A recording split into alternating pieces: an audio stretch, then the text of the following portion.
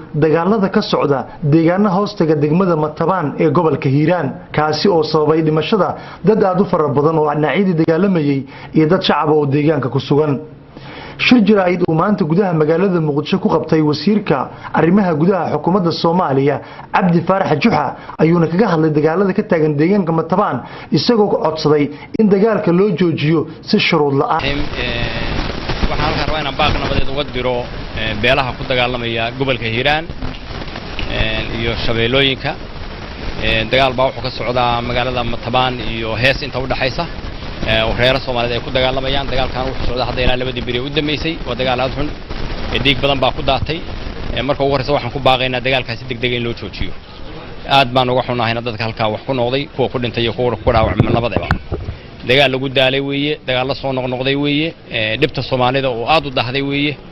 waxaan rajaynaynaa si degdeg ah wax looga qabto waxaan ugu baaqaynaa dhaqanka iyo maamulada iyo dadka Soomaaliyeed oo iyo culimada diinka intaba arinta in si degdeg ah looga hawl galo. dagaalka ka socda deegaanka Matabaan ayaa waxa u dhaxeeya beelo wada dega kuwaas oo colaadu markii hore ay ka bilaabatay dhul daaqsimeed waxaana sidoo kale arintaasi walaac ka muujiyay qaar kamid ah qaybaha kala duwan ee bulshada. ururada bulshada rayidka ayaa ka hadlay doorka nabadda iyo in la joojiyo colaadda ka taagan qaybo kamid ah deegaanka Matabaan kadib markii fursad uu siiyay telefishinka Somali Cable. shucuubta ku nool gobolada Shabeellada Dhexe iyo Hiiraan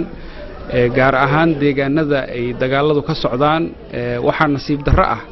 dad muslimiin ah inay bish Ramadaan ay dagaalamayaan oo qabaliye ay ku dagaalamayaan waa nasiib darro. annaga waxaan u soo jeedinaynaa dawladda federaalka ah iyo maamul goboleedka Hirshabeelle labadaba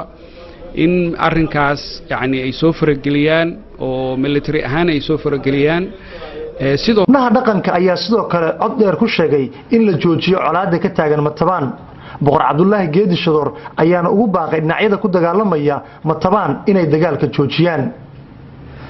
soo gaaray si khiyaarnimo ah oo muslimnimo ah oo qaraabanimo ah in loo joojiyaan rabnaa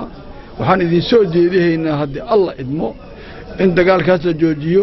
akhyaarta dhaxgal leedo ama culumada ahayd ama odayaha ahayd ama wax garad ahaaleed daw haween yahay iyo daw rag yahay iyo daw dhalinyaro yahaba in la dhaxgalana inta kale u jeedayna